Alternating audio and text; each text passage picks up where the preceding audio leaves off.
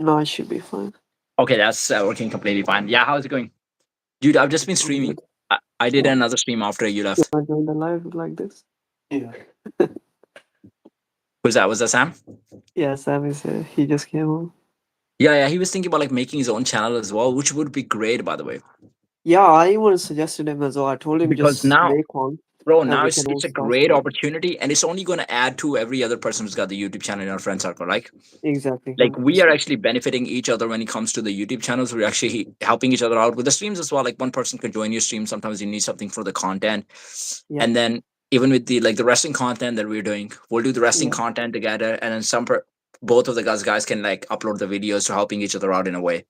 exactly. Yeah, And I think even with him, I'll be willing to actually produce content with him. yeah, because he has other topics that we can discuss with him as well, He has other topics that which we is can good discuss with him. content. True, Yeah, yeah.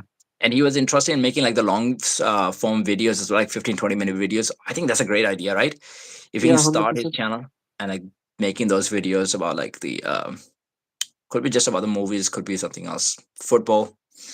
Yeah, you know what we should do? If we can make his channel, I'm actually down. We can all meet up together, make like a weekly content, like Hmm. spend like have one day where we can Yeah, just yeah. spend like 45 hours just recording content, and If you're then recording the and then yeah, literally taking out every 15 minutes from that 4 hour video and then posting it every day, basically. yeah, and all three of us, if all three of us are taking some of the bits of the content, so if it's a content for somebody's specific channel, then he Yeah, can take most of the content. He can also upload like long form videos, 100%. Yeah, but then other two people can take like some of the videos for their channels and do their thing, exactly. Yeah, right? Like shorts and stuff.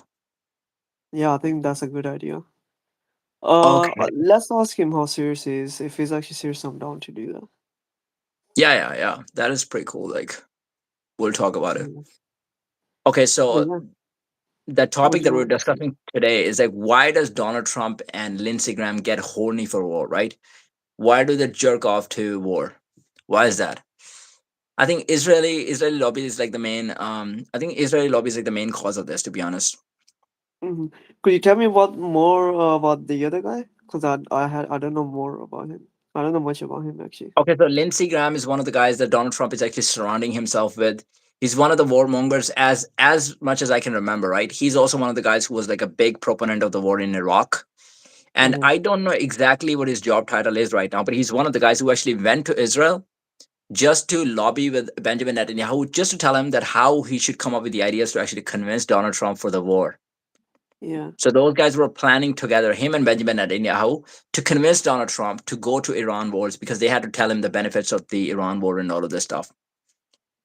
Okay. So, um, okay, so this is a piece on Instagram actually. Once a four, Instagram is now Trump's biggest Iran war booster, the most pro-war Republican out there. So he's the most pro-war, by the way. He's one of those guys. Mm-hmm. Okay, let's start reading some of the bits from like the Guardian. Actually, yeah, I don't know if Yeah. I fully trust Guardian or not, but let's start reading some of the bits. Um, okay, to Lindsey Graham, it is a dream come true. Some of the people are seeing the war as like catastrophic, but to Lindsey Graham, it's a dream come true. The Republican senator from South Carolina, so he's like a senator from South Carolina, spent decades spoiling for a fight with the regime in Tehran. He claimed that its overthrow would give the US president his own Berlin Wall moment, and now he's urging further escalations by invoking the blood battle of two Jimma from the World War II. Um, I pooped my pants. you pooped your pants by I, reading the title, or how? Why did you yeah, poop? Were you in a fight or something like this? What happened?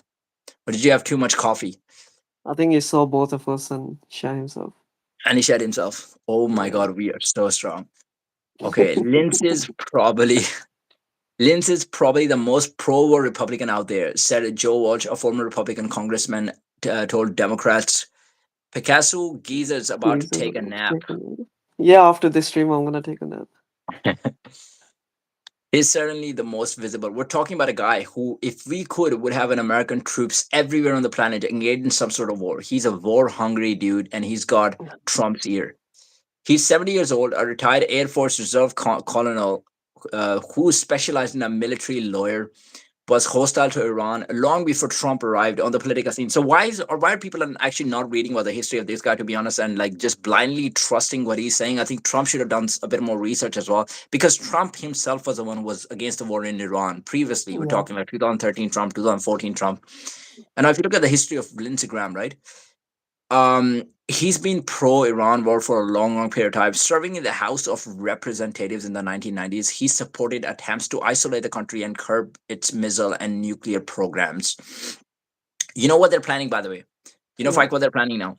They're Mhm. putting the American troops on the ground in Iran, but they're not putting the IDF is not putting its own soldiers' life in danger in Iran. They're not doing that. Why are they not doing it? Why are American soldiers actually going to Yeah, Iran? that's the thing. Why are American soldiers going around? Yeah. Why Why are they American putting soldiers? boots on? They're going to be the Yeah. ones dying over there. And what they're doing is, you know how deep the uranium is. Actually, the uranium is literally 330 feet deep. Yeah. So, what they're gonna have to do, they're gonna have to bomb the shit out of all the area. First of all, that is the plan. That's what they're gonna have to do, and then they have to Mhm. go 330 feet down to actually take the uranium out. How safe do you think that would be? How long do you think that would take? And do you not think Iran would be able to do something while they're actually doing it, while the soldiers are actually going down? Do you not think that's giving Iran enough time to attack them, to use some sort of weapons? Exactly. 100%. I thought they were putting boots on the ground to capture Strait of Hormuz. I don't know how accurate that is. They would be doing something with the Strait of Hormuz as well. But Iran has got a lot of uranium that they can Yeah. enrich.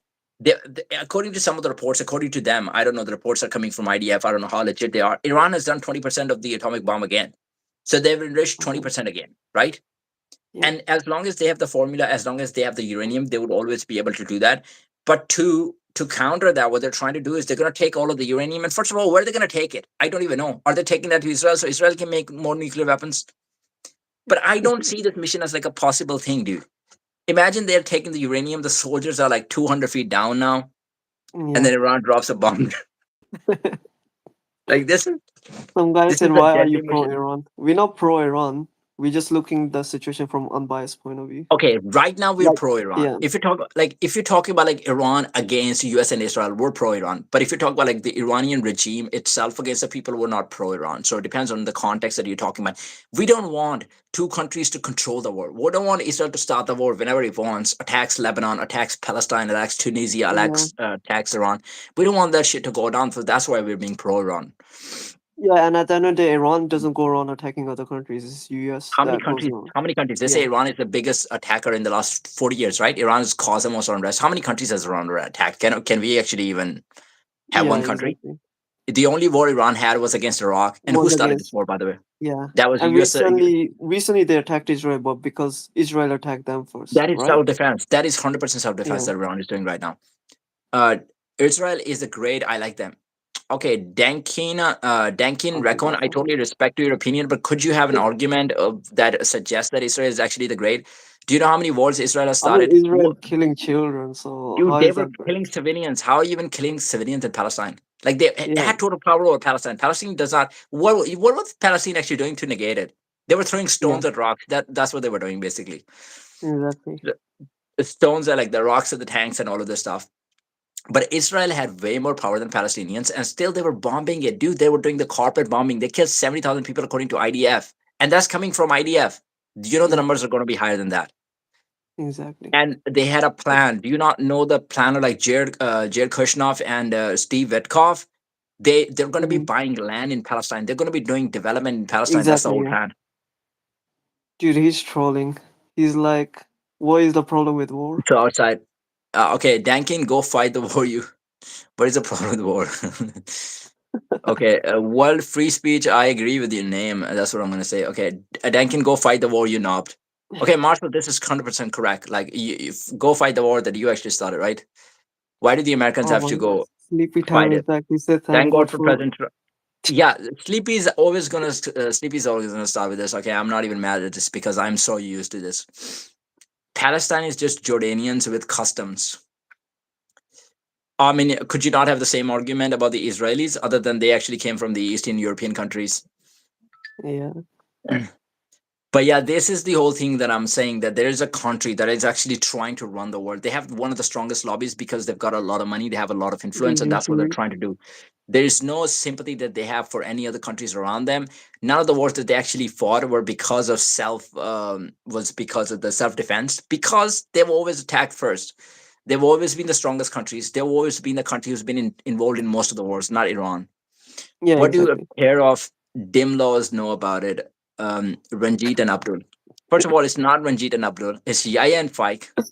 Okay, do Oh not my come up with god. the just because we're brown. Do not come up with do not come up with the names. Hey, Sleepy, I'm good, man. Most Israelis are Middle Eastern. Most Israelis are not Middle Eastern. That's the thing. They're The not most Middle Israel Eastern. I swear they migrated from they migrated from Poland Europe, and like right? It was there Ukraine from and some of those countries. They're yeah. Eastern European. Most of them are Eastern European. And again, no hate for the Eastern European people. Eastern European people are great, but to call themselves Semites, that's not true. Mm. 1948 is self-defense. Really? 1948 is self-defense? 1967 is self-defense? Dude, 1967 is not self-defense at all. You know, they attacked, Totally just 1967 was, you know how America attacked Iran and Donald Trump was like, I had a feeling that they were going to attack our bases. That's why I attacked yeah. them. He was saying Imagine having a feeling and then attacking them first. 1967 was kind of a similar thing where they had a feeling that Jordan was gonna was it the Jordan or was it Egypt? Which country was it that they thought that was gonna attack them? So they attacked all of the countries around them. Yeah, I think it was Jordan. I You believe. see our buddy yet, Mahmoud? Huh? Oh, no, he's still looking for Mahmoud. No, he hasn't popped Oh into yeah. the stream. He hasn't Mahmoud, I actually. haven't seen him as well. What propaganda are you in, Dankin? Okay, 1967 war. Let me just pull up the 1967 war. Oh my God, we're talking about the 1967 war.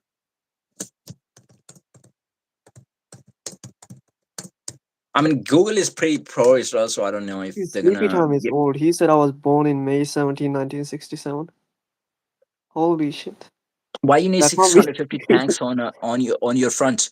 Why do you need 650 tanks on your front? Because you don't have the air force that Donald Trump's claim to destroy, because the air force does not actually exist. So that's why you need the tanks, because you're fighting the self-defense wars.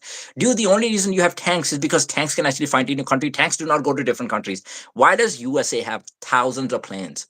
That should be the question, because planes can actually fly to other countries because they're the ones who are initiate the war. Because Israel is the one that initiated the war. Iran has got tanks because they need to self-defend themselves.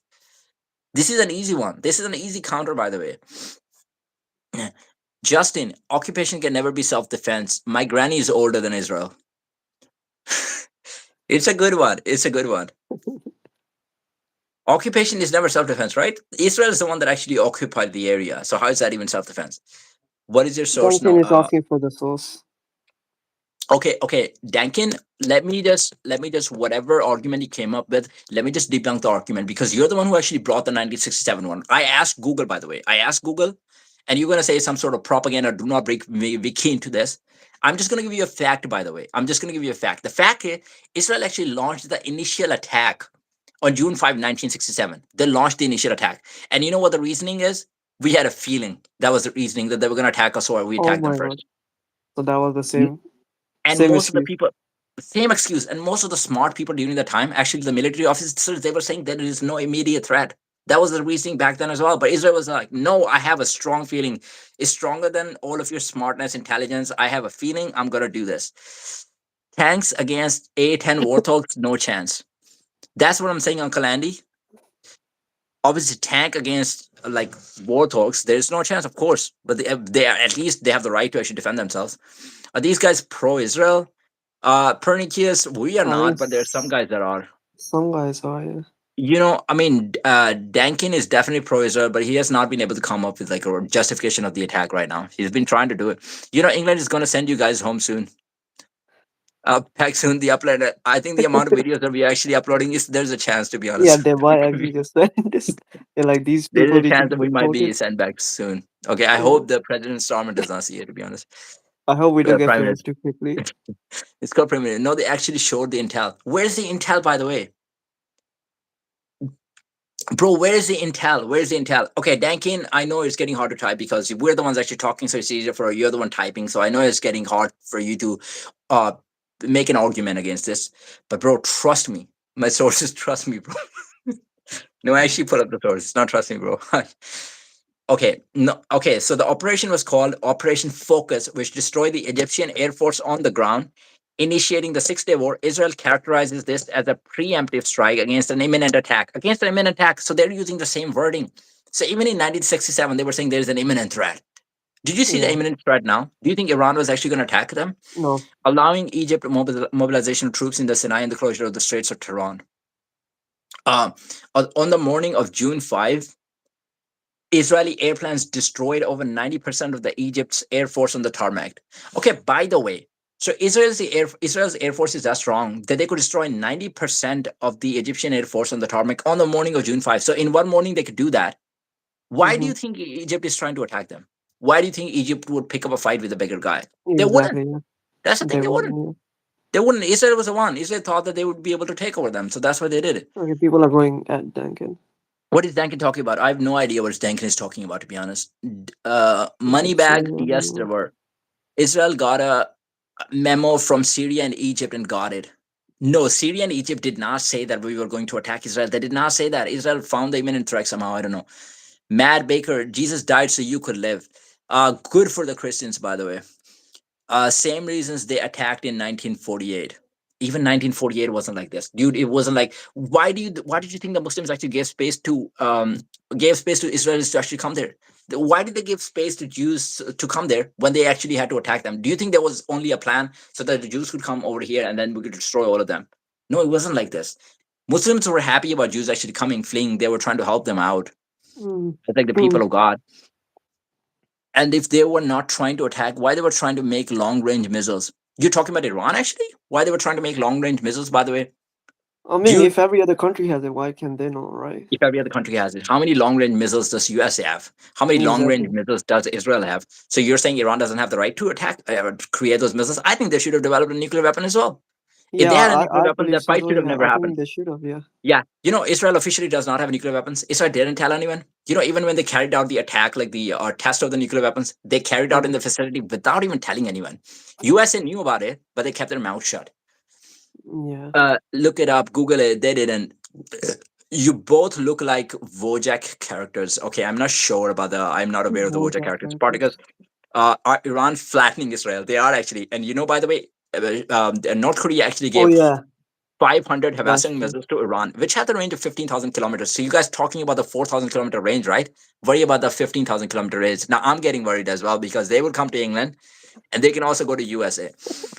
Keep your gob shut, microbrain. Who is a microbrain, by the way?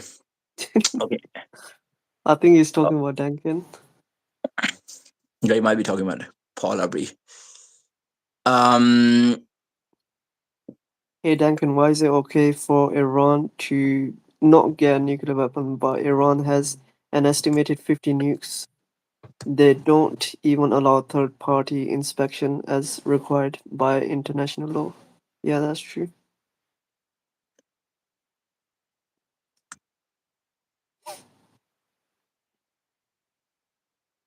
True. You wanna read the next one, or should I read it? is Pernicus actually saying that Iran has got nuclear weapons? No, no, he's basically saying like, oh, they should have the right as well, right? Oh yeah, yeah, yeah. Because yeah. Okay, but the long range missiles are not for Iran. They were for China or Soviet Union conflict. So you're saying China or Russia actually supplied the those missiles to Iran? So I'm not saying Iran actually officially has those missiles. Maybe they didn't tell anyone. Maybe they lied about it, but they kept it because they needed a self defense, some sort of self defense. So I'm saying if Israel can lie about the nuclear weapons, they can tell the whole world we do not have nuclear weapons. But everybody in the whole planet actually knows that they've got nuclear weapons. That Iran definitely has the right to do it. Ion, he looked like inbred.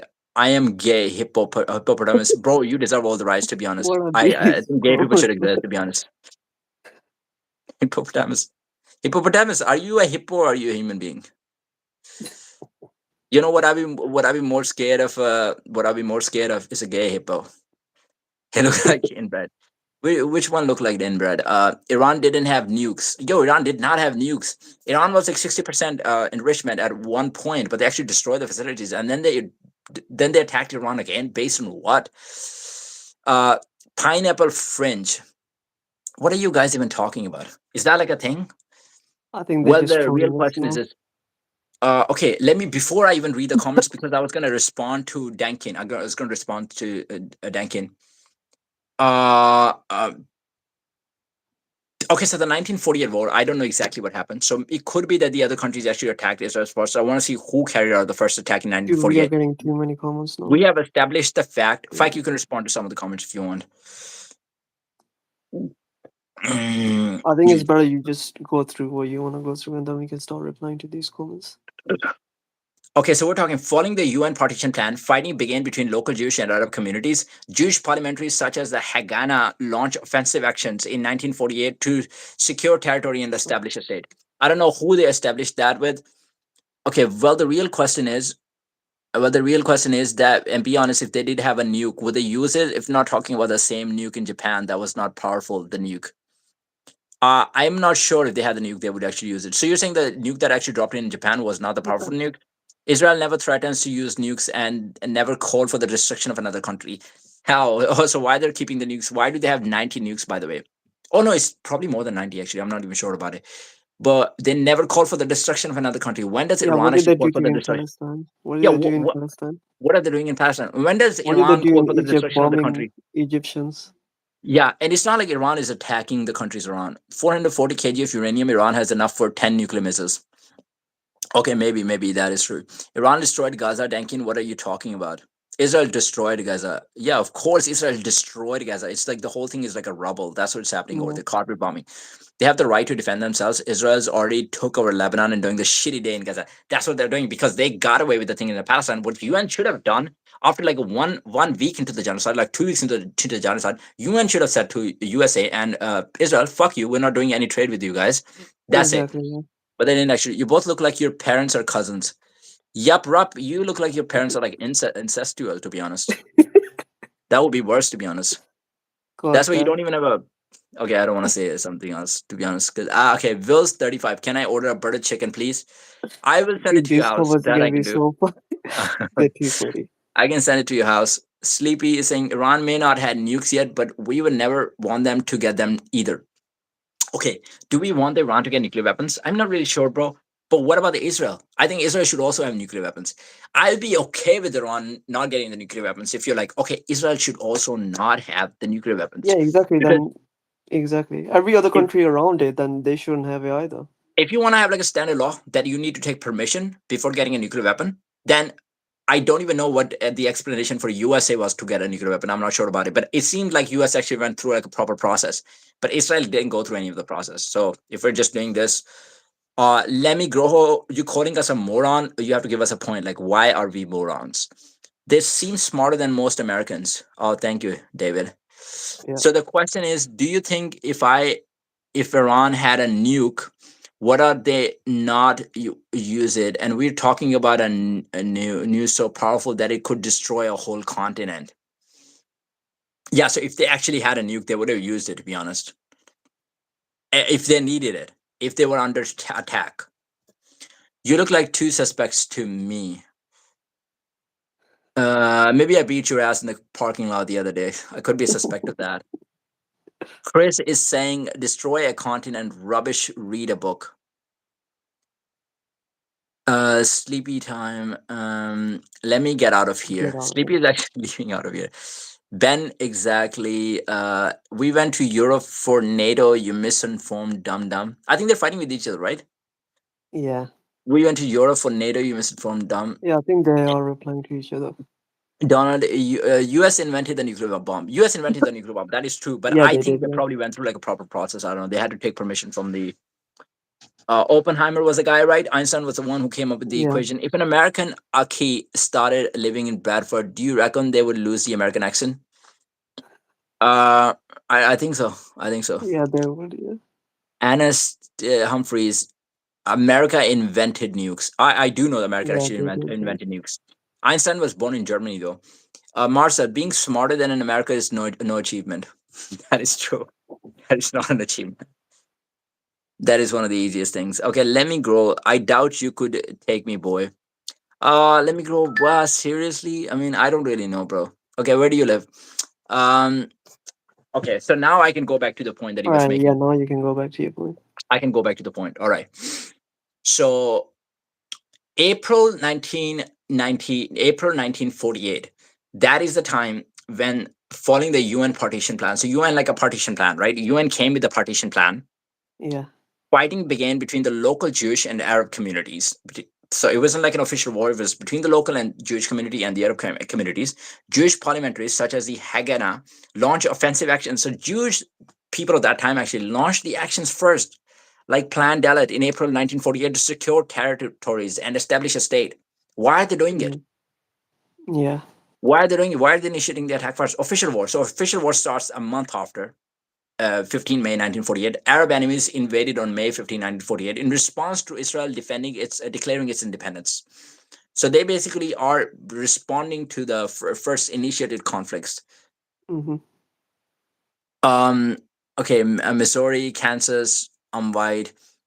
So one guy's from Missouri, one guy's from Kansas, one guy is saying that I'm white. Bro, white, yeah, cool. Okay. You guys So it's getting the any same. tornadoes lately? Yeah. No, we don't have tornadoes in London, by the way. If you're asking those guys, Ohio here. Okay, so you guys, dude, which state has the most? Which state has the most tornadoes? By the way, Oh, Arab countries, 21 Arab countries. Whole I don't know hammer. I about know it. there are 21 Arab countries. I know there's a lot of Arab countries. I don't know exactly if they're 20, 21 or whatever. There's four Arab countries that attacked Israel, but it was because Israel attacked them first. That was one of the reasons. I like the Jews, and I'm from Germany. Jews are great people, man. There's so many Jews living in like other countries who are totally against war, by the way. Yeah, Even in New York exactly. City, there's so many Jews that Yeah, are New York completely City, anti-war. exactly. Yeah, it's not even most of the Orthodox Jews that are the ones actually horny for war.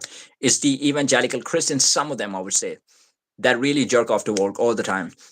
Um Americans don't know which continent they live on yet have an opinion, of course.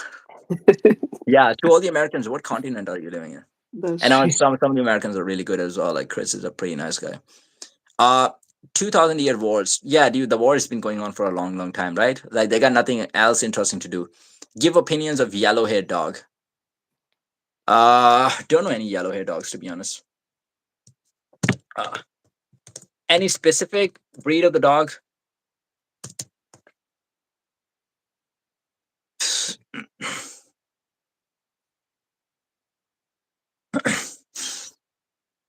The most common refers to breeds with coats ranging from okay, we're talking about the Labrador Retriever, Golden Retriever. I mean, they look beautiful to be honest. Arabs attacked in 1948. Hardhammer, Israel was the one who initiated the attack first. It was between the Arab communities and the Jewish communities. Jewish communities attacked the Arab communities, and then the Arab communities, some of the Arab countries actually attacked Israel after that. So it was for self-defense. Mm. British Defense League. I am from and live in Scotland. I mean, Scotland is such a great country, bro. I drove through Oh, Scotland, throughout the whole Scotland, literally went to the north of Scotland, up the Mississippi River Valley. Oh, Mississippi. Cool. My family originally came from Germany. Oh, what do Germans actually think about the USA, to be honest? Einstein actually came from Germany as well. Donald Trump also came from Germany. So I think, Sleepy, that's where your love for Donald Trump actually came from. David Patrick, Kansas gets tornadoes. Dude, you Americans are actually getting a lot of tornadoes. UK doesn't. yeah, I think they normally do get a lot of tornadoes. There, you guys do get a lot of tornadoes. Without war, there can't be peace. Are you? Let me. Are you one of those guys who actually believe in peace through strength? I don't think that's the right approach. To be honest, I do not think that's the right approach. In Yeah. certain cases, it can be like, In like but to two what words. extent are you going? Like the ICE agents actually killed Alex Preddy when he was down. ICE agents pinning him down, like six of them on top of him, actually shooting him with a gun. Are you saying this is peace through strength? And I remember like vaguely what Tim Pool was actually talking about, and he was like, "We've gone so soft as a society. Like we need to be hard enough to be actually able to commit something and praise something like this."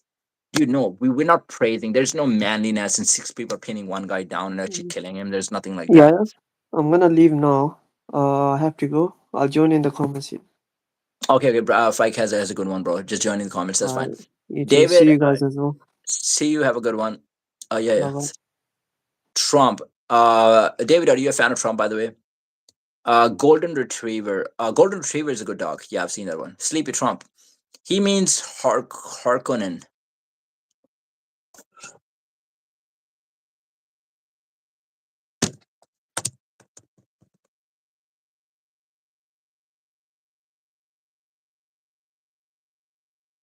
Oh my God, Trump is God. Or you think some guys?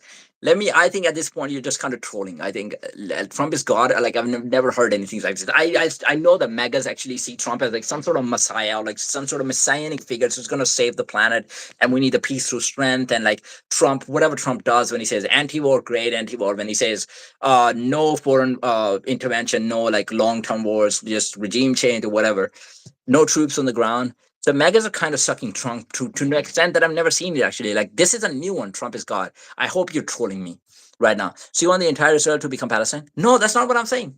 No, that's not what I'm saying. I think there should be a separation. Of course, Israel should have their own state where they're living now right now. Like I'm not talking about what happened like years ago. Right now, what is happening is I think they should get like a two-state solution, which Palestine actually agreed to doing it, to be honest, at some point.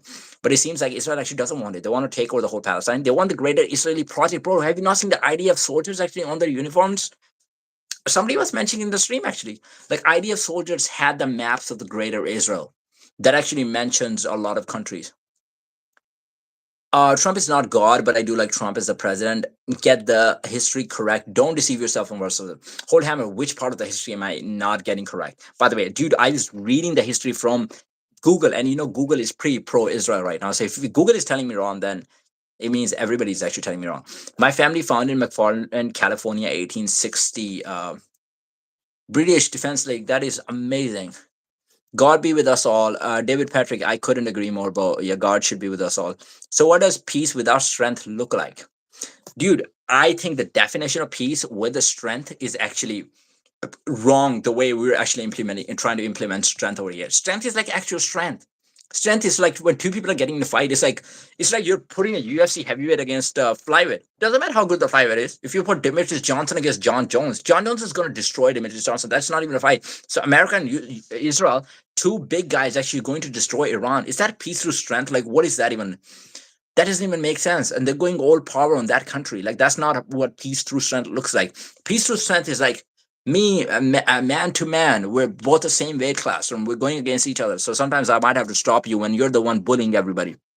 So if Iran was the one actually bullying everybody and Israel was stepping in to stop Iran from doing it, that would have been peace through strength. But it doesn't seem like that's the case. Jordan's mainly Palestine or southern Syria. Mm, what does that even mean? Like Jordan's mainly Palestine. Like Jordan and Palestine are not like the same country. He looks tired, lol. I'm probably tired, bro. This is like my fourth stream in the day, to be honest. It's been the nature of peace since the beginning of time. You must be strong enough to keep peace. People should be strong enough, and that is what the thing is. We need to be strong enough to keep peace, not to destroy peace every few years, like indulging ourselves in some sort of wars. Not fan of Trump. I'm not a fan of Trump either. I was fan of some of his policies like a long time ago, but I don't actually support Trump. Palestine, Syria in Greek. Wait, Palestine and Syria in Greek? Let me check. Uh,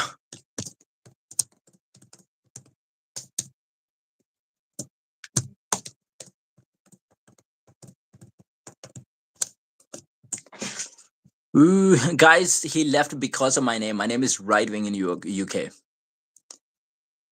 British Defense League. I mean, it is kind of British Defense League is probably right wing. Okay, bro. I got to get out of here. I got to cook super for my wife and talk to you soon. Yeah, Sleepy, it was great to have you on the stream. Yeah, have a good food. To be honest, have a good time with your wife. Let me growl. This hasn't been a long term war yet. Oh, bro, are you not looking at the potential of it being a long term war? So it's not been a long term war. But are you agreeing with me that if we actually do put the troops on the ground? First of all, let me know if you're in favor of putting the troops on the ground. First of all, do you believe that American troops should be on the ground and not the IDF soldiers? And then if they're on the ground, how are you coming up with the potential that it would be a long term war, bro? You know how deep the uranium is? It's literally 330 feet deep inside. First of all, you're gonna have to bomb the shit out of that place, first of all. And then you're gonna have to send your soldiers down there. And I don't know what advanced machinery you're actually gonna use. It's gonna take a long period of time to take all of it out and then to take it to wherever you're taking it. Okay. Oh, look, the liberal narrative. Mel Gillam, I'm not even a liberal. I'm like a centrist. That's why I have like a central approach. This is putting Iran in its place. What place are we talking about? Iran in its place. Iran is not a bully. Iran is not trying to bully any of the countries. So what place are we putting Iran into? David Patrick, he needs to act on what he intended originally. Guilty must be brought to justice. Guilty must be brought to justice. Are we talking about Donald Trump actually? Guilty must be brought to justice. If is Iran guilty? Is that what we were saying? Palestine never existed, dude. Wait, Palestine never existed? What are we talking about? Um, the name is considered of the Hebrew, Philistine, or Greek description of the god. Okay. It first appeared in the 5th century BCE as Palestine to describe the areas from Phoenicia down to Egypt. So, okay, I do agree that some of the areas actually do belong to Palestine. So, if you're talking about the old Palestine, that is a massive Palestine, right? So, Egypt is part of it. So, somebody who was talking about like Egypt being a part of it, I do agree with you. It's also linked to Greek word for wrestler. Holy shit, I love MMA. I love wrestling. That's a good one. Okay, anyway, I'm not sure about Syria, but Egypt, I get it. That's why. Then why did Israel give up Egyptian peninsula? Dude, Israel. So you're saying Israel is just a good guy who just gave it up? It could just be a decision in the moment. And I'm not saying all of the Israelis are as bad as like the Israelis today. And again, I'm not saying that all of the Israelis living inside the country are bad. It's Benjamin Netanyahu and the people who are actually running the country. I mean, the civilians inside Israel are actually against the war as well. Not all of them, but some of them actually are. Some of them actually do the protests inside as well.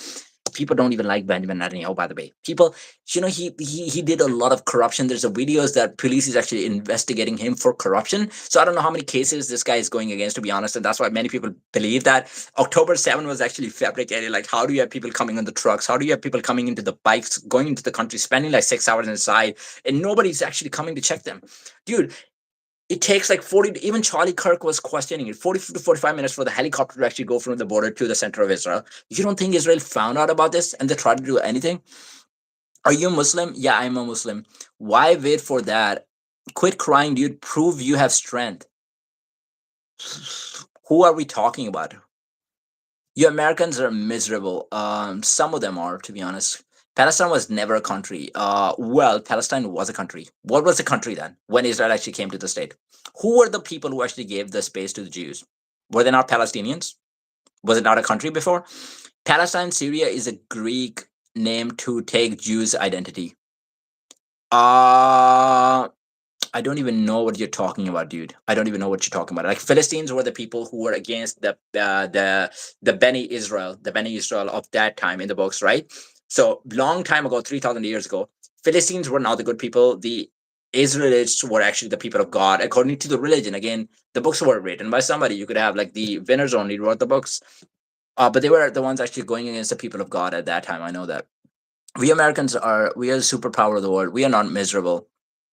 Uh, I don't even know. You guys are sometimes you guys are responding. By the way, guys, I'm sorry if I'm making somebody mad. To be honest, because I think some of you guys could actually be on my side. Like you're probably like talking to each other, but I feel like every comment is about me. To be honest, so when I'm responding to the comments and it might be to a wrong comment when people are not even talking to me, you guys could just be talking to each other and apologize. You watch too many Marvel movies. Superpower. You watch too many Marvel movies. Okay, we might need to put troops on the ground to open straight. Okay, to open straight, you would have to put. So you do agree that you're going to have to put the troops on the ground, and do you agree that it would take a long time? Are you just saying the troops are going to go there and get the job done? Free Iran of IRGC. Free Iran of IRGC. I don't know about this. Has IRGC been involved in like some sort of suspicious activities? Maybe to some extent. Are you one of those people who actually believe that Iranian IRGC actually killed 30,000 people in Iran as well within 2 days? By the way, I don't know how this story makes any sense. Like 2 days, 30,000 people. What are you doing? Carpet bombing? Does police even have the ability to shoot down 30,000 people in 2 days? Name one leader in Palestine history. No, the USA. Okay, this guy does not believe that Palestine was a country. Wait one, let me.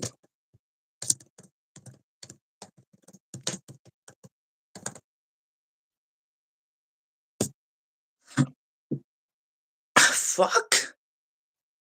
Okay, so Palestine was not a sovereign independent country before Israel was established in 1948. The region was historically under former rules for countries, most recently as a British mandate, 1920 to 1948, following the collapse of the Ottoman Empire. It was inhabited by both Arab and the Jewish populations. Okay, so Palestine wasn't officially a country. Oh shit, they blocked my page. What the fuck is that? Holy shit, bro. Okay, that's fine.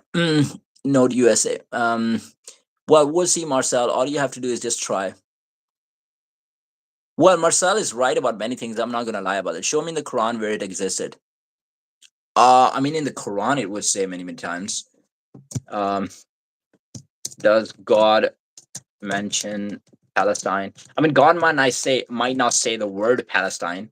Does God mention Palestine in Quran? I'm sure I'll be able to find somewhere in the Bible at least.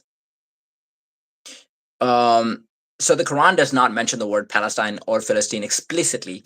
However, it frequently refers to the origin, such as the Holy Land. So God is saying Holy Land, which should give people indication of the Holy Land. If it points towards the Holy Land or the blessed land, it focuses on the spiritual significance of the area, particularly relating to the stories of the prophets like Ibrahim. So when God is telling you that there were prophets like Abraham, Lot, and the Musa and the prophets like this, I mean, where's your brain actually going to go? Because you know those prophets actually had time in they spent some time in Palestine.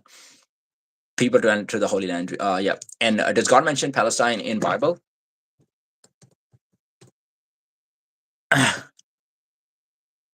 Show me in the Quran where real Americans are riding horse and fish as streams. You are just a keyboard warrior. That is true, man. And the biblical reference is Philistine. Yeah, Philistine was a country back then. So, bro, what is the difference between Palestine and Philistine? Of course, over the period of time, you would have a different name. It's possible. You would have a different name. Does it not happen with like the other civilizations? Does it not happen with other countries? Like even with Iran and Persia. Iran was the initial name. People don't actually realize it. Iran was a name long before Persia. We're talking thousands of years ago. And then Persian civilization actually kind of took over the many of the parts. Persian Empire, it's been involved in many wars and stuff. They've influenced a lot. But then the Islamic government came in 1970, and actually they changed the name from Persia to Iran again. Again, am I saying that I prefer that? I prefer Iran over Persia, nothing like this. I have no dog in the fight, to be honest. So it doesn't really matter. Elites playing God. David Patrick, I completely agree. Elites play God all the time. Look at Epstein, by the way. He was trying to change the genome and the chemistry of the human body. You want to deny peace through strength. Strength is required to keep it. Bellingham, nobody's denying peace through strength, but I am saying the implementation is completely wrong. Just like I gave you the example of the fight in the cage. If you have a dog that is trying to bully everyone, and if you think the only way you can actually stop it is where you have to use the strength, and who is it bullying? Is it bullying the people that are less? Look, let me give you a better example. If my 10-year-old sister actually tries to beat me up and she punches me and she slaps me, do you think I should call my dad? Do you think I should call my dad to actually beat up the sister? Do you think I cannot defend myself? First of all, it's not even doing anything to me. Second of all, I should have a better self-defense technique without causing much damage to tackle it. There are ways to actually tackle this. Um, Google, that's what it said. Palestine wasn't there before Rome. So, dude, Palestine wasn't a country. If I said at any point, like Palestine itself wasn't a free, independent country before 1948. It wasn't. In 1948, the independence happened in Palestine. There were like different Jewish and the Muslim communities living over there, and the Jews were actually given space. It was by the UN. The decision was made that they can come from like Europe to that place and actually live there. But saying that Palestine was never a country, like we can find Philistine. Philistine, what was Philistine? That's the location where people are actually living. America is the worst example of a country. David can be with you. um Matt Gibbon, I'm not mad. I think America has a lot of good qualities, but I think like Dave Smith was saying the other day, America is the biggest terrorist organization. You can make the argument that it is the biggest terrorist organization. By the way, we're talking about the debates here, right? Did anybody watch the debate between Dave Smith and Adam Sosnick? You cannot even defend Adam Sosnick. He didn't have a single point. He was referring to a different debate that happened like months ago, and he's referring to that debate. Throughout the whole debate that he had with Dave Smith, he got completely outclassed. Even Patrick Bet David was going hard on him during the podcast. Um, Look at Norway, Switzerland, Spain. Norway, Switzerland, and Spain are doing pretty good, to be honest. They're very peaceful. Let me just fast. Yes, UAE and other countries hold it. By the way, America, we British people wanted to send boats, send help a lot faster than the game's programmer. Okay, by the way, why does Britain even need to this narrative that Britain somehow needs to help America? Why does Britain need to help America, by the way? What are we getting out of it, to be honest? And then now Trump is like, oh, can the NATO countries please help me out? I need help. And then the NATO countries were like, oh, we're not actually helping you out. And then Trump was like, oh, go open your own Strait of Hormuz. I never actually needed help. Dude, did he consult us before the war? So if America is not even consulting any of the NATO countries, if America is not consulting any of the UN countries before war, why does America deserve to get any of the help? And by the way, UK has given the bases to America for self-defense. Not the first time they've done IM-64. It happened before. uh I don't know if that comment is supposed to be for me or if you guys are talking to each other. Marcel Nagy, you can find old maps of Palestine in old Bibles. Yes, yes. Okay, Marcel, thanks for backing me up, bro. Abbasid and Umayyad caliphates. Yeah, were they because this is the Ottoman Empire, right? And those Turkey was controlling the areas of Palestine as well. By the way, tell me about the treatment of Jewish people in Palestine before. And I'm not talking about like the Palestine as a country, but the place that they're living in right now. Jewish people in that area, in Palestine area, when Ottoman Empire was the one actually controlling it. Tell me about the treatment of them. Do you think they were being oppressed? No, they weren't. I hope USA pulls all troops out of EU. Do you know how much benefits you're getting from EU actually? Google, did Romans give the name Palestine? Did Romans give the name Palestine? Okay, first of all, we're gonna see if Palestine is actually mentioned in the Bible. Okay, it appears only in older versions. Like we're talking about KJV, Joel 3:4, Isaiah 14:29-31 as Palestina or Palestine. Palestine, it actually does appear Palestine, specifically referring to Philistia, a narrow coastal strip inhabited by the Philistines, not the modern day region. Philistia, the Hebrew Bible mentions Paleshet, often translated as Philistia, which refers to the region controlled by the Philistines in the southeastern coastal area. Roman influence. Okay, there's something about the Roman influence actually. The name Palestine is derived from the Roman name Palestina, which was applied to the region by the Romans in AD 130, so 130 years after the death of the Christ, after the biblical era. And I know that Romans actually had a lot of influence in writing Bible and stuff. The Bible refers to the land promised to Israel. Okay, so maybe Romans were the one that actually came up with the name Palestine. But we know what they were. They were Philistines, right? The first Roman and named the region as a cruelty. Settlers are stealing land each day. Your argument is not a country. Are you okay? A Roman emperor called it. I completely agree, by the way. Yeah, the settlers are the ones that are actually stealing the land. So, what is the argument here?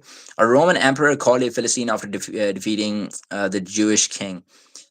I fish all summer, but water is still a bit cold. My sister has horses, but I don't have the shock absorbers for it. Dude, I've never done fishing in my life, to be honest. I don't even know how to fish. Sorry, but you're right wing, not center. You agree with us a lot. Well, are you talking to me? By the way, I don't know. I don't know. I've never been called a right wing, to be honest. If I'm agreeing with anything, to be honest, I'm putting up a lot of data from here as well, from AI. So if I read something that actually has an agreement with you, it doesn't mean that I am like right wing or left wing. Philistine is as another set of Greek, not Arab descent. Philistine is as another set of Greek, not Arab descent. Dude, Arab civilization actually came after the Greek civilization, right? Um, Chris, I am from Lok. Where's Philistine from, actually?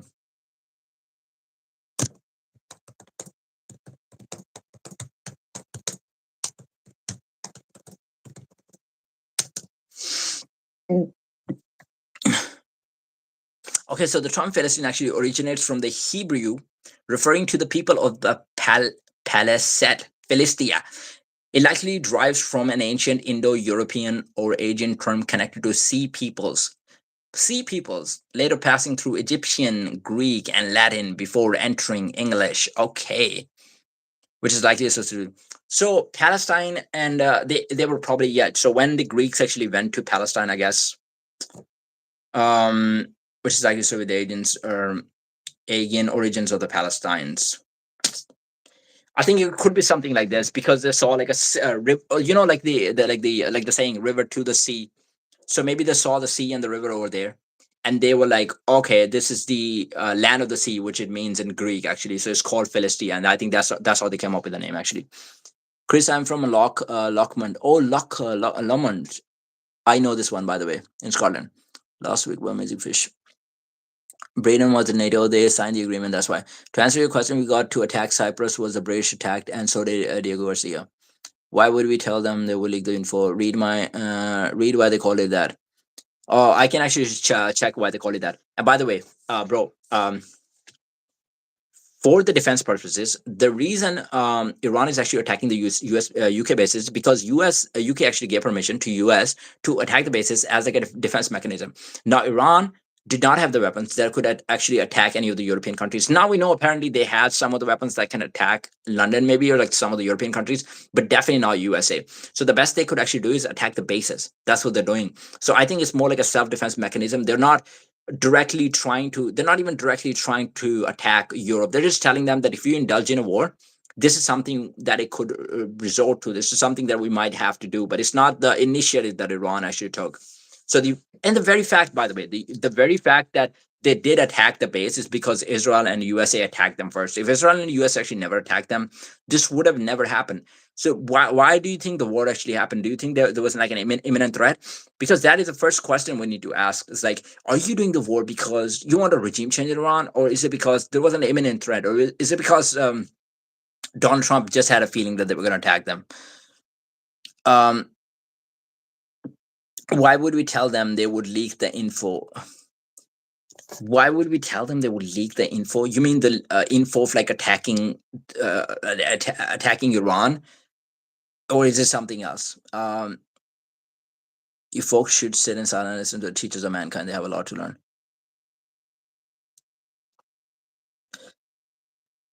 Everyone, I'm Palestine is not Arab. Arab was a forced civilization name.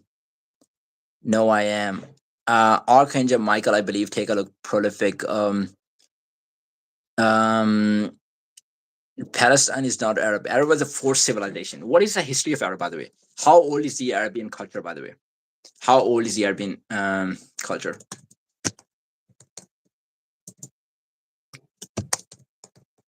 History of Arab civilization.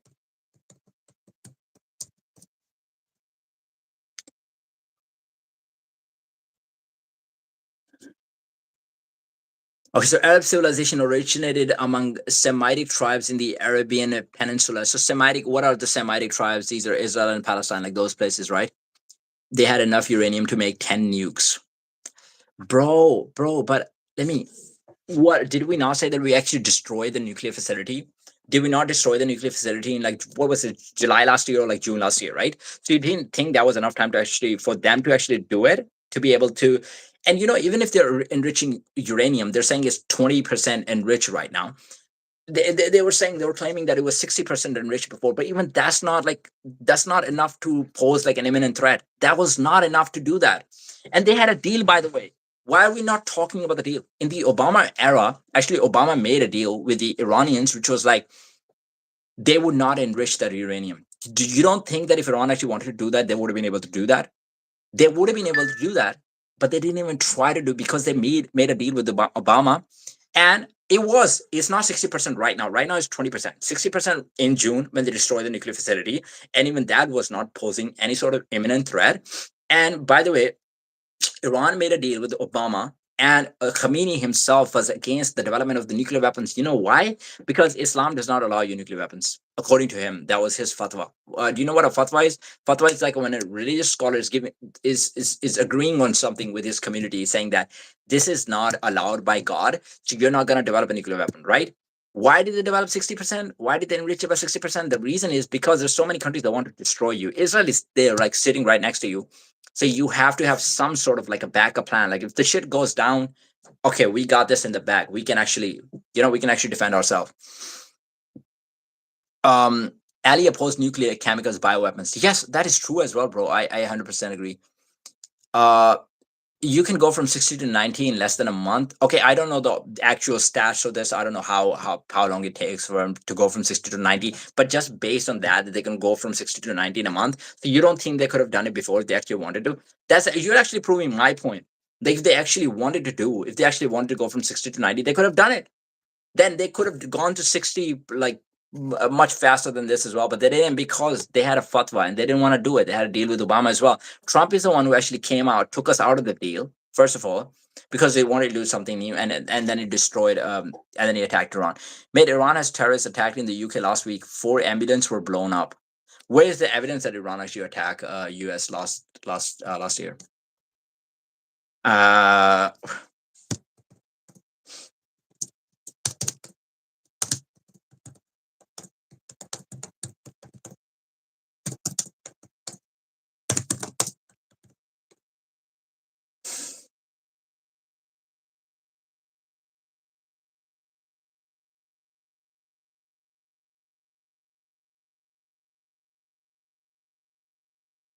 Okay, I don't even know if the attack ever happened. I'm not getting anything. No, they destroyed the enrichment facilities, and dirty bombs are made from low missionaries, so so it's still a danger.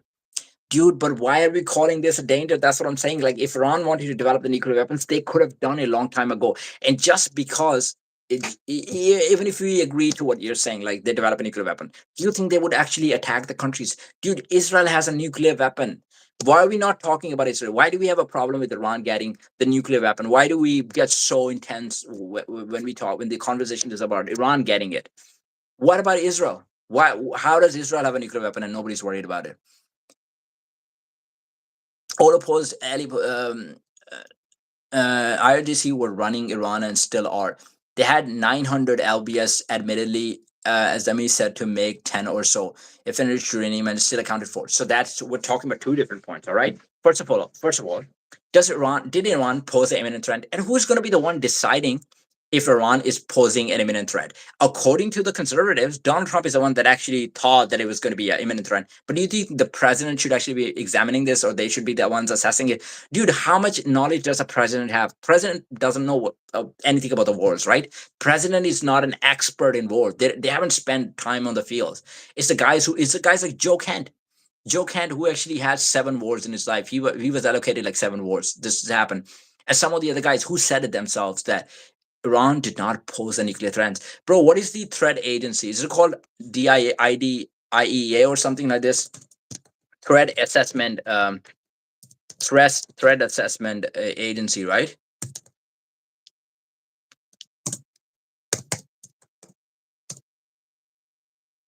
Oh yeah, annual threat assessment. That's the one.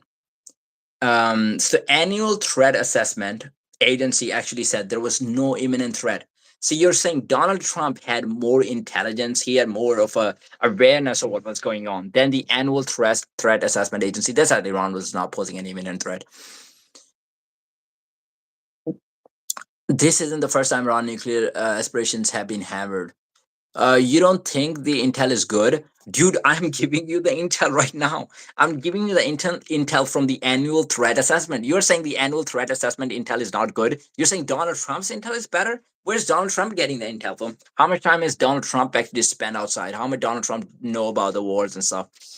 Everyone in chat, Google it so you can see I am not talking shit. Dude, if you're talking about like the name Palestinians, yeah, I agree to some extent. Like the things that you're saying, like the name Philistine probably came from like the Romans, but what point does it prove? If you're talking about the IRGC were running Iran and still are, IRGC has a hold over Iran, I guess. Solar ambulance service were attacked with 4 bombs under ambulance. YouTube deletes all my comments. Yeah, Marcel, unfortunately, YouTube is like that sort of thingy, to be honest. Okay, how do I find it?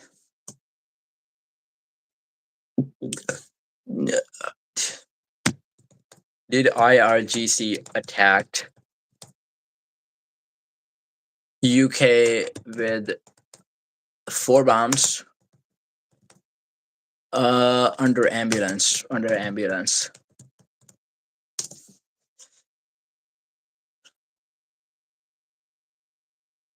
Okay, the BBC actually reported something about this on 24th of March 2026, so it's pretty recent actually. Police investigating possible Iran link to attack on Jewish community. Possible. So it's not even, there's not even like strong evidence yet. We're gonna read this. Charity and ambulances. A group with possible links to the Iranian state is being investigated in relation to an arson attack on Jewish charity-owned ambulances. The head of the Metropolitan Police has said So I think I know about the attacks. I think I can remember the attacks, but it wasn't very well known that it was Iran who carried out the attacks, and is not even yet. Four Hezbollah ambulances were set ablaze in Golden Green, London, in the early hours of Monday, leading to several explosions caused by gas canisters.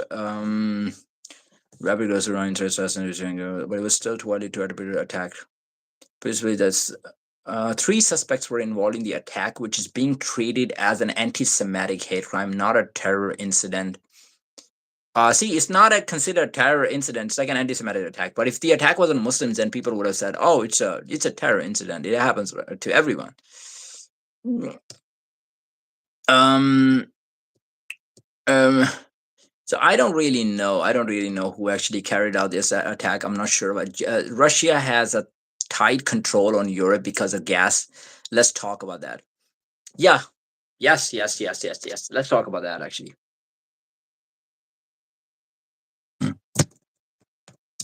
Who do you think is going to benefit from war, by the way? From this war, Russia can actually benefit a lot as well, because a lot of the countries would be buying oil from Russia, because now they cannot actually get it through the Middle Eastern countries. That is a problem. So they can buy it from Russia. So Russia actually wins. And how is this helping Russia? Russia is carrying out a war in Ukraine right now, which you opposed. But now it's like we're kind of helping Russia with all of that. And didn't Israel actually have like some sort of like didn't they have an agreement with Iran with like a gas pipeline or something like this, because Iran also has a lot of gas. So now that wouldn't work. So it means they're going to have to make a new pipeline that would go to the Caucasus Mountains, of like the between Russia and China, like some of the states like Kazakhstan and some of the countries. Russia can have Ukraine. I don't care. I mean, even that is like, I don't even support the attack on Ukraine, to be honest, because I think that was a little like, even though some people try to justify it by saying that UN promised that they wouldn't make a NATO base in, Ukraine, but they actually just made a NATO base in Ukraine that was very close to Russia, and Russia was feeling some sort of threat, and that's why they attacked them. I don't think it justifies it, to be honest. Um,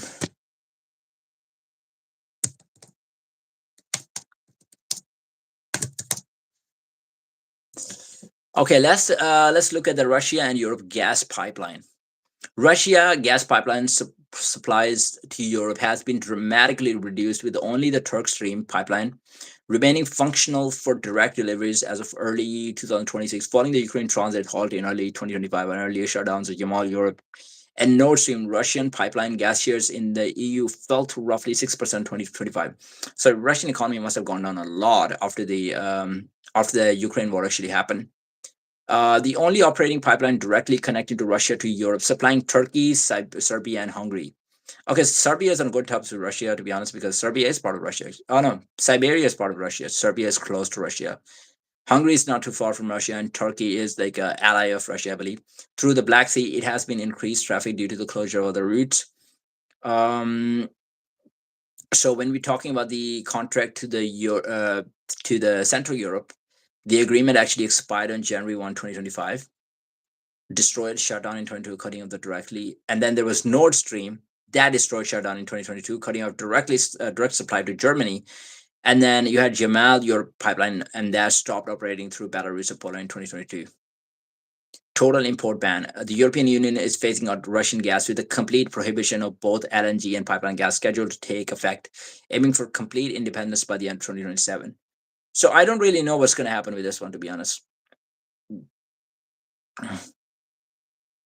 So, Marcel, how much influence do they have actually? How much influence do they have, by the way? But would the people of Ukraine actually be happy? I think it should be happening. The decision should be on Ukrainian people's hands. If they don't want to be with Russia, then why should Russia actually have them? That should never happen. EU screwed up their power grid trying to go green. Ugh.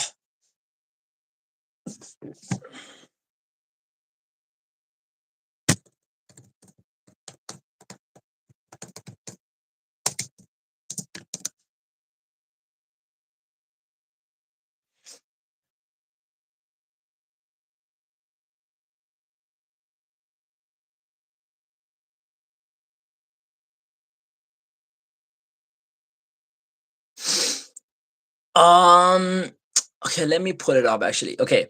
So the European Union has engaged in a massive legally binding effort to go green and become the world's first climate neutral continent by 2050. This initiative, primarily driven by the European Green Deal, launched in 2019, aims to transform the EU into a modern, resource efficient, and competitive economy. I don't know how much that helps or how much that actually is how much is negative for your growth. Actually, the European climate law makes the 2050 neutrality goal legally binding. It also mandates a net greenhouse gas emission reduce of at least 55% by 2020. This set of proposals. You think it's a scam? You think it's a scam? You think it's not going to actually help them? The EU is boosting renewable energy sources, aiming for 42% or 45% of energy from renewables by 2030. New cars and vans must be zero emissions by 2030. Do you think it's going to be more expensive in the long term to do karaoke instead of reading green again? Look at Texas. I smoked the green. Let me say I smoked the green. Okay. A renovation wave aims to make buildings more energy efficient. The Net Zero Industry Act supports local manufacturing of clean techs. The EU emissions trading systems has been expanding to cover more sectors. Okay, does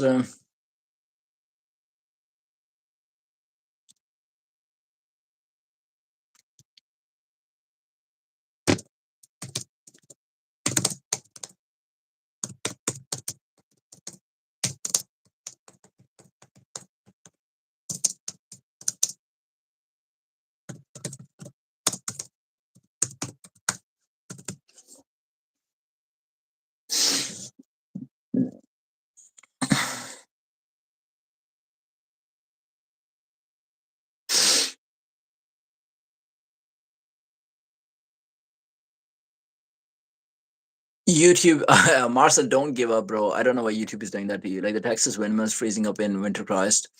Nope, 2025 Texas had more renewables than Cali. I even took my muffler off. Okay, so EU transmission to a green economy through the European Green Deal is designed to be, on average, more cost-effective long-term by avoiding climate changes and high fossil fuel costs, but it involves significantly, often disruptive, short-term investment costs. So I think in the long term it could be good, to be honest. On the positive side, in the short term, it seems like they're spending a lot of costs, but it involves significant, often disruptive, short-term investments cost. While renewable energy is not frequently cheaper than fossil fuels, the transition has contributed to high energy prices, high inflation, and industrial competition challenges, making it a subject of political debate rather than a straightforward cost saving. So maybe we're going to have to look for like a few more years and see how it goes, to be honest. And I burned tires in my yard, 58k gigawatts. I mean, that's going to trigger a lot of people. You burning tire in your yard, gigawatt hours. You can train a country on renewable energy. We're not here yet. Okay.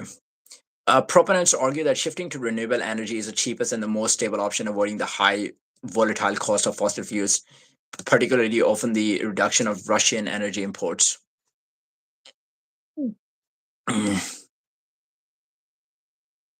I do remember Back to the Future, by the way. That was kind of fun, dude.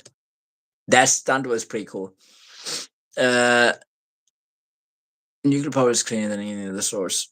Nuclear power is cleaner than any other source. I don't know about that one. I mean, there's a lot of pollution because of nuclear power. Uh, is nuclear power actually cheap?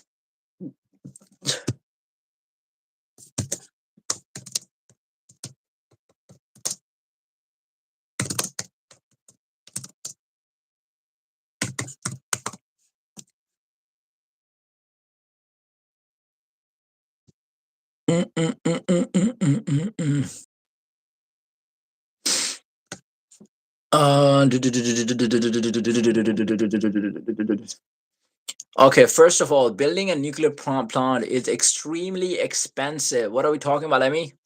What are we talking about? It's extremely expensive, often costing billions of dollars. For example, the Flamanville 3 reactor in France saw its estimated cost rise from 3.3 billion in 2007 to 13.2 billion by 2024. That is insane. How are we spending that much money? China and France are sustaining fusion for longer and longer, but fission has high upfront costs.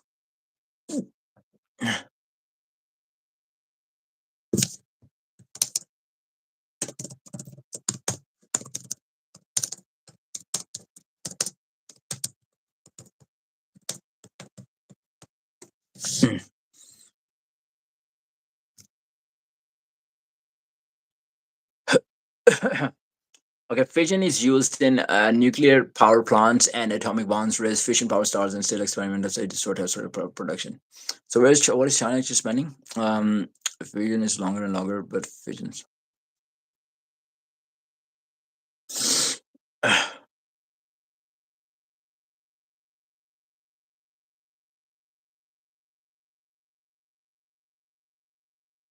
Okay, financial cost. Because construction takes 5 to 10 years, interest on loans can significantly drive up total cost. Nuclear is highly sensitive to the discount rate.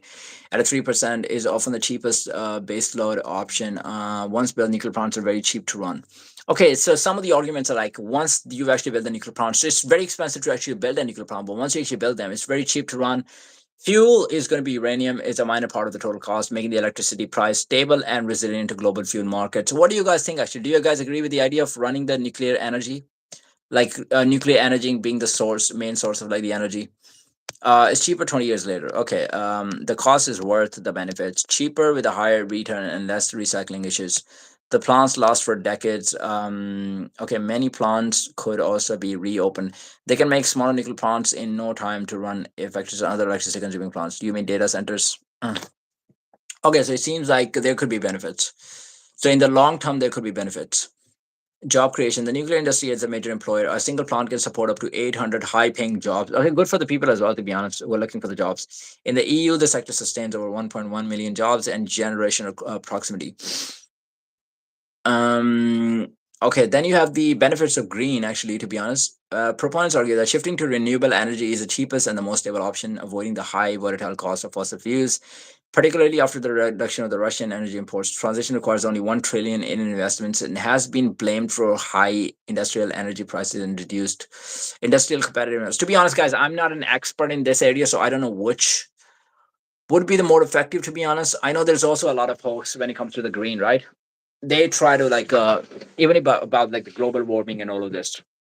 I think a lot of this is actually bullshit. I don't think it's happening like that.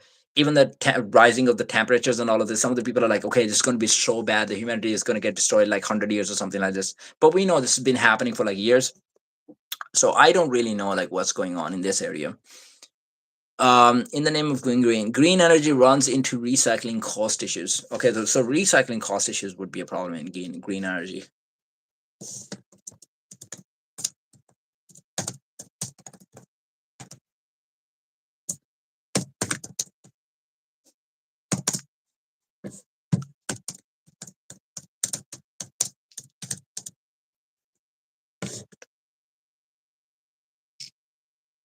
What do you guys think, by the way?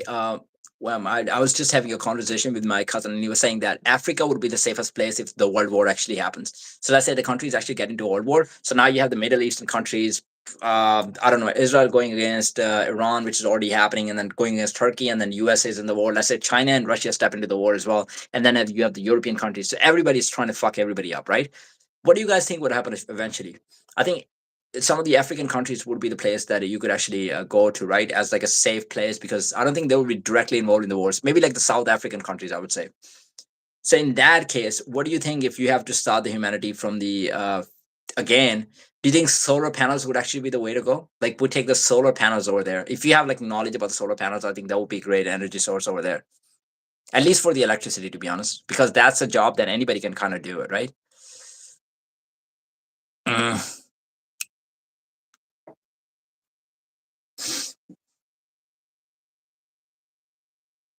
Solar panels are definitely recyclable. Recyclable. I know that. Okay, so recycling is a significant challenge to the economics of green energy, primarily because it currently costs more to recycle renewable components than to landfill them. As the first generation of the solar panels, wind turbines, and electric vehicles (EV batteries) reach its end of life, the surge in waste highlights a shortage of specialized infrastructure and high non-standardized costs. Okay, so let's talk about like the solar panels first of all. Recycling solar panels can be up to 30 times more expensive than landfilling them. Oh my god. While materials like silver, copper, and silicon have value, the cost of separating and processing them often exceeds the Recovered material value. So I don't know how efficient that is, to be honest. According to this, solar panel is like 30 times more expensive when you actually recycle it.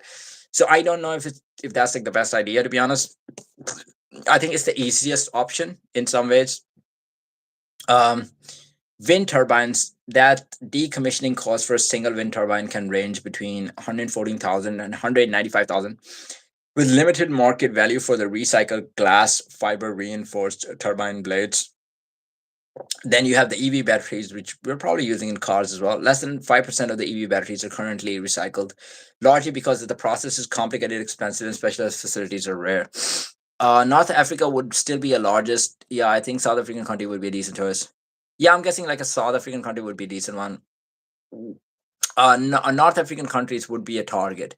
Yeah, because even Jordan is like North Africa, right? Egypt is part. It's not part of the Middle East. It's part of like North Africa, and then some of the other North African countries, like Nigeria, might be part of the war because I know Nigeria has like it's got a group called Boko Haram, and then even the government is included and suspicious in like some of the activities. So they might be like part of the war. But I think South African countries, like some of the South African or maybe like the Southeast African countries, might be like a safer option, I guess. They could make better solar panels where they're down, but most come from China.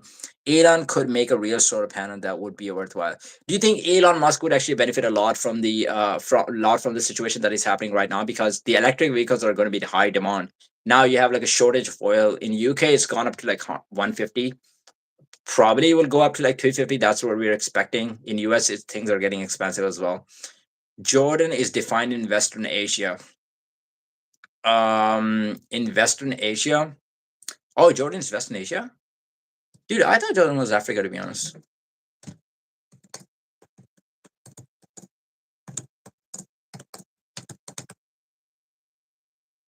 Western Asia. Oh, I'm just typing. Is Jordan part of Western Asia? Yes, Jordan is located in Western Asia. Fuck, I didn't know that. Specifically within the Levant region of Southwest Asia, it's considered part of the Middle East, bordered by Syria, Iraq, Saudi Arabia, Israel, and the Palestinian West Bank, acting as a crossroads between Asia and Africa. I don't know. Maybe they consider Jordan a part of Western Asia, but also a part of North Africa. Maybe they do that. Okay, let me just type it. Is Jordan part of North Africa as well? Oh no, Jordan is not part of Northern Africa. Jordan is located in Western Asia, so I'm wrong. Thanks for the enlightenment. Um. Oh, and windmills do more harm than burning coal. Dude, how are windmills actually causing more harm? To be honest, I don't even understand it. To be honest. Definitely. Oh, and to be upfront with you, I'm not angry when I comment. I think there's a lot of misinformation in the world that you have gotten. I am blunt. I am not angry. If you're talking to me, I'm not angry either, dude. I'm not angry at anyone, to be honest. Like people are just coming up with the points. This is the thing that they believe in, and I mean, I should definitely be coming up with the counters to actually. There's a lot of research that I'm doing on social media, to be honest, and I can understand if I'm getting some of the misinformation. There's a lot of misinformation in the world right now, so anybody can get a lot of misinformation. We don't have a shortage of oil here, but the oil is tied to world market.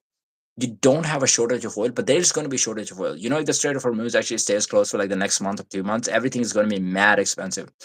Why are prices up to? Oh, they are up, bro. They are up, and obviously it makes a lot of sense. Elon's a thief. I think Elon Musk is working through like a propaganda. I used to be like a fan because I thought he was actually doing a lot for the humanity, like going to space and discovering, exploring. But I feel like he's a bit of like a propagandist.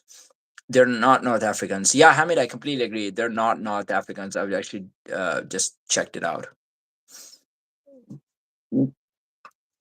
Uh,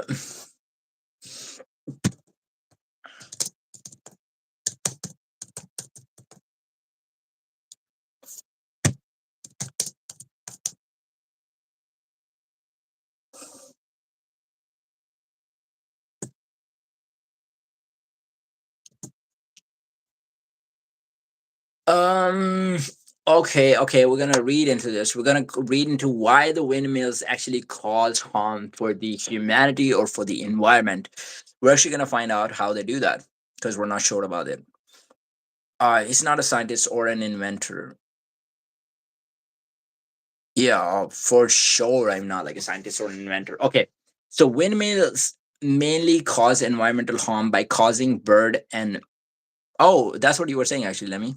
You're talking about the birds, like the collisions with the birds and the birds actually dying, causing bird and bat collisions, creating noise pollution, and producing visual impacts. They can also cause habitat disruption, release lubrication fluids, and produce recyclable blade waste. However, these impacts are largely managed through planning and are generally lower than fossil fuel alternatives. Hundreds of thousands of birds and bats die annually from colliding. Holy shit, there's hundreds and thousands of them dying. With turbine blades, endangered species can be particularly vulnerable, prompting special precautions. Noise pollution, turbines generally audible noises and low frequency infrasound from blades and generators, which can annoy residents, cause sleep issues, and lead to stress type health symptoms. I think noise pollution is actually not a problem. Like noise pollution would be a problem in the area if you have a windmill in the residential area, but I think that barely happens. So I wouldn't actually count that as like a problem. But birds and like the bats actually dying, that's actually a problem, I think. Uh,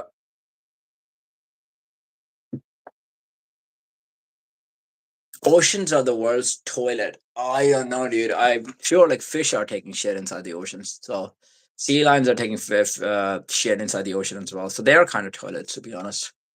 I'm sure people actually do that as well. Unfortunately, I can't swim, so I can't do that. Um, All right. So while operations emissions are zero, manufacturing turbines requires materials that cause pollution. Furthermore, wind turbines, blades are difficult to recycle, leading to waste management issues. All right. So now you can't even recycle them properly. Oh, we actually established the fact that windmills actually have a lot of like the recycling issues. It's quite expensive to actually recycle them. We actually talked about it, so that I agree with. Wind farms alter natural landscapes. Larger scale, densely packed wind farms may also subtly influence local weather, including changing temperatures around zero point 0.5 degrees and reducing moisture in immediate areas. Um I don't know how much temperature they would actually change. And it's only affecting the areas that they're actually placed in. Offshore wind farms can leak lubricating fluids, and according to the Universal Portsmouth, what fluid are they actually leaking? Leach metals like aluminum and zinc. Oh, because the windmills are actually made of those things, so they would actually release those fluids. We're talking about zinc into water, potentially affecting seafood safety and ecosystem. So they're kind of fucking up the birds. They're also fucking up the animals in the ocean. It messes with the fish also. Okay, we're getting a bit of information. That is true. And the lifetime of windmills doesn't match the energy return. They are in constant maintaining and repair. All right, so a lot of negative is actually coming. So it seems like more people actually agree that windmill is causing a lot of harm. It's causing more harm than actually the benefits. Old fossil fuel propaganda again. Chris, what do you say about the windmills, by the way? I'd rather live near a coal plant than a wind farm. There's like a 2 mile island of trash in the. So, Chris, are you saying this is just a propaganda by those guys, by the way? There's no truth to it. There's a 2 mile island of trash in the Pacific from cruise ships, etc. That is just pollution. Yeah, I mean, I guess I can see the negative parts, to be honest. Mm, the rotating blades can cause moving shadows known as shadow flicker, which can be a nuisance for nearby residents. Well, if they are not in the residential area, that would not be a problem. Stairs are universally often localized.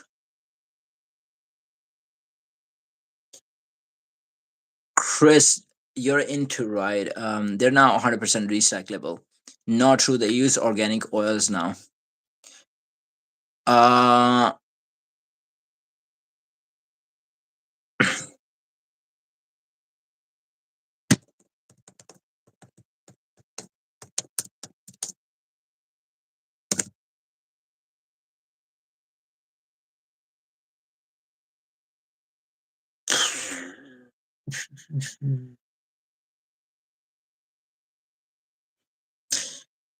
okay, what are we talking like, Chris? When you're saying they're 100% recyclable, are you talking about the windmills, or are you talking about like the fossil fuels? What are we talking about here?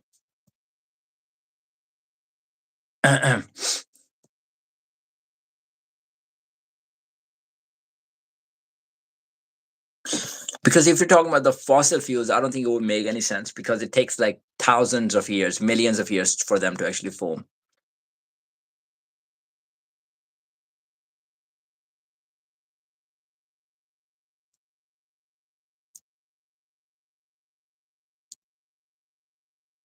Mm, mm, mm.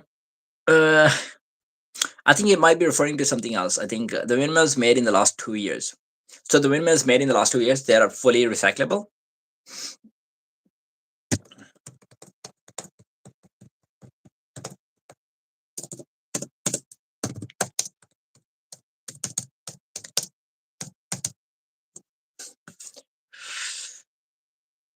Um, okay, I'm just gonna read from here. Wind turbines are not yet fully recyclable in their entirety, but the industry has made significant progress and fully recyclable blades have now been developed. Also, fully recyclable blades have now been fully developed and deployed.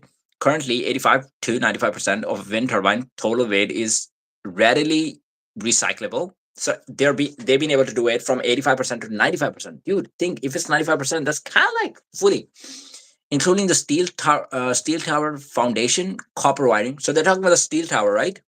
Foundation, the copper wiring, and aluminum parts. The primary challenge remains the composite materials used in the blades. I don't know which composite material they're actually using the blades. Older turbines blades are made from fiberglass or carbon fiber embedded in the thermostat design, which is extremely difficult to break down, resulting in most of them historically going to the landfills. Current solutions, while 85% to 95% of the turbine is recyclable, companies are increasingly finding ways to recycle blades through mechanical shredding used in cement production or pyrolysis, heating to break down materials. Okay, Chris, you're wrong, wrong, wrong. The rest is metal, of course. You can recycle that. They don't last long either. Okay. So if you're telling me the negatives, like okay, you can recycle the aluminum, you can recycle the copper, you can recycle the iron, and you can recycle the blades, those things, right? But the problem is they're not lasting for long, and you have to chain them very quickly, and also it takes a lot of money to actually chain them. That I do understand the logic as well. I don't know how long a windmill can actually survive for, to be honest, because we were talking about like a the nuclear power plant, and they can actually stay for like you're saying that they can stay for like a long period of time. Okay, let's do the assessment. How long can windmill last? Right. So wind turbines generally have an optional lifespan of 20 to 25 years. I mean, it's not that small to be honest, but it's designed to last this long. Many onshore turbines can operate for nearly 30 years with proper maintenance, such as gearbox replacements around year 12. So around year 12 would be the first time when you would have to do is modify it in some ways. So you can do like a gearbox replacement. Key factors impacting the lifespan include environmental stress, maintenance, quality, and component, whatever. All right. So 30 years or more, 30 years or more. All right. So that's the span of the windmill. Now we're going to check out how long can nuclear power plants, right? Nuclear power power plants last. Nuclear power plants are typically designed for a 40-year lifespan, so the lifespan is actually more than a windmill, but are increasingly operating for 60 to 80 years through the refurbishments and license renewals. But if you just make like a few refurbishments and like a license, you have like a renewal license, they can go up to 80 years, while older plants may face decommissioning sooner. Newer reactors are designed for longer operational lifetimes, with some studies exploring potential operation of up to 100 years. So some of the countries have been able to run it for like 100 years. I don't know how safe it is, to be honest. Like there is a reason they're not getting the license to be run for like a longer period of time, I guess, right? Because they believe it would cause some sort of like damage or some sort of pollution or whatever that is, right? Most older plants were built to last around 30 to 40 years, right? But then the extensions is that operators often extend life to 60 or even 80 years, supported by the US Nuclear Regulatory Commission (NCR) for subsequent license renewals. Major components like reactors, pressure vessels, turbines, and shielding can be upgraded to replace to maintain safety. Okay, The limiting factor is often not just technical capability, but whether repair costs are economically justified compared to the replacement. Okay, so I'm understanding that as well, right? So they have like, it's just like a car, right? So if the car is like, let's say you bought a car and the car is like 10 years old, and now you're going for the replacement of the car, you're going for the new car, but then you're thinking, do I go for the, or let's say your car was in an accident after 10 years. Um, you had an accident of the car and some of the components have been destroyed. You're like, do I actually replace those components? Do I actually do that? Maybe your the whole the door is fully destroyed. Maybe some of the other things are destroyed in the car as well. And then you're like, the costs are probably going to be more than that. So you go for the new car. I mean, I had an incident like that as well. 3 Mile Island and shit like that. Yeah, there's going to be some of the other factors actually affecting that as well. Um, the limiting factor is often not just technical capability, but whether repair costs are technically, economically justified compared to the replacement power. So then you're looking at that. But safely, we can say that a nuclear power plant can actually last up to like 50 years. That's like the minimum, right? That's a criteria. Well, while with the wind turbines, it was like 25 years, 20 to 25 years. So let's say 25 years to like 50 years. Let's just double the time. Yeah.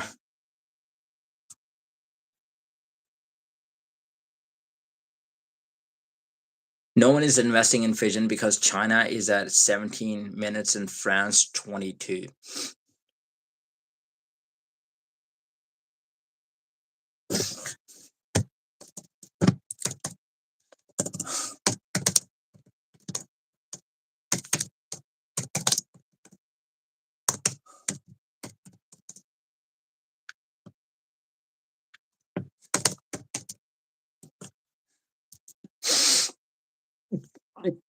Uh,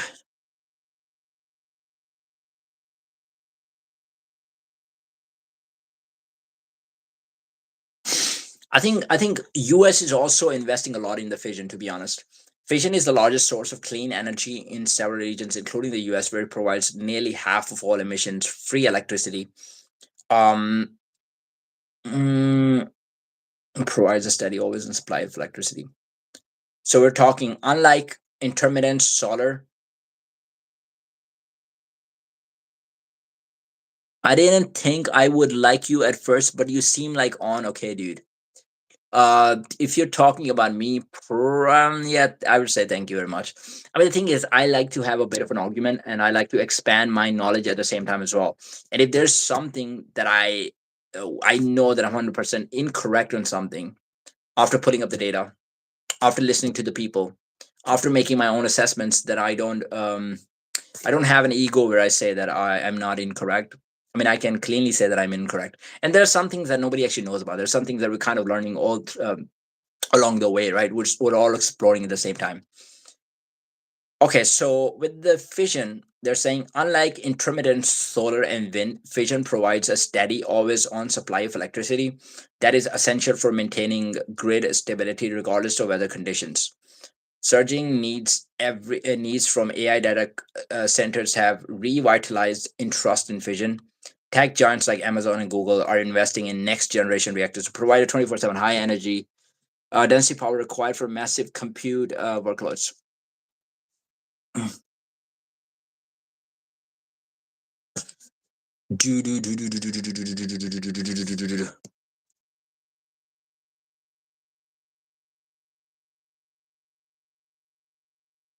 Okay, let me. I don't know who you're talking to, by the way.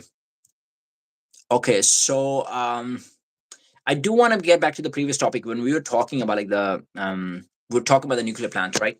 So we're saying nuclear plants actually last for like 50 years, and we're talking about the wind turbines. They actually last for 25 years.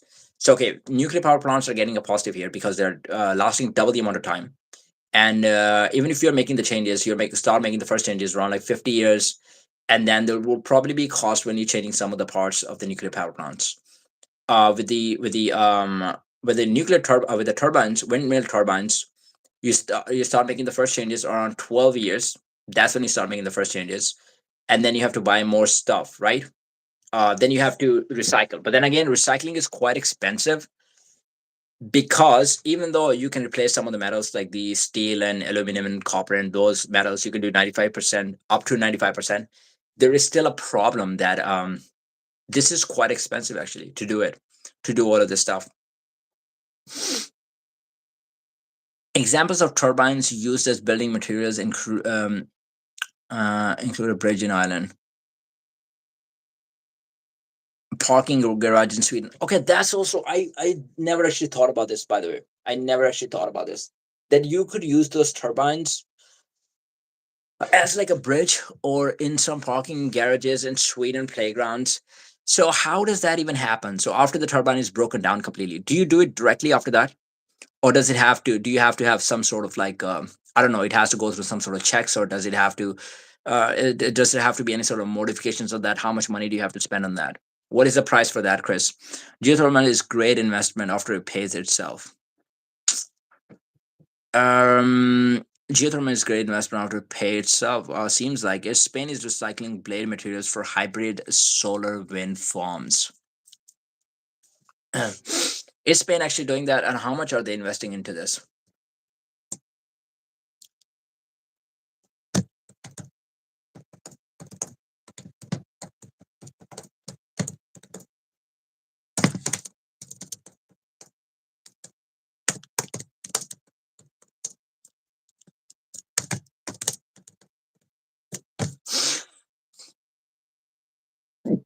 Yeah, have a good one. I think I'm going to come with the stream in like 5 minutes as well. I'm probably just going to go through some of the things in a few minutes. Thanks for joining the stream. If you haven't subscribed to my channel, please subscribe it. Please like and comment on my videos. And yeah, looking forward to see you guys again. Okay, Spain is actively recycling wind turbine blade materials with key initiatives aimed at achieving 100% circularity for decommissioned components by 2025. Uh, Companies like are launching industrial scale plants in to run old fiberglass into new raw materials for construction, automotive, and aerospace industries, supporting the repowering of older wind farms. Dude, that is such a good initiative. Why are we not doing this in some of the other countries? A pioneering plant in Cortes, Navarra, specializing in recycles wind turbine blades, is designed to handle thousands of tons of blade waste annually, helping to drive the circular economy in Spain. If that actually helps, I mean, man, if they're not spending even a lot of money on that, because they already have the plant, so they can actually do it. Waste to fiber, Cuna Recycle, developing a plant in Lumbier, Navarra, that uses thermal energy to recycle fiber composites to high quality materials. Building a facility in Cubulus focused on managing blade waste from decommissioned turbines. These projects ensure the materials from repowered wind farms are not sent to landfills, allowing for the sustainable growth of renewable energy. Okay, so that is pretty good initiative, to be honest. Guys, I'm gonna bounce out the stream as well. Everyone have a good one. To be honest, if you haven't subscribed to my channel, please subscribe it. I've done 3 streams today, which is kind of crazy. I've never done like 3 long streams in a day, and I've still got time, to be honest. I don't even know. I might do another one later on, maybe. But have a good one.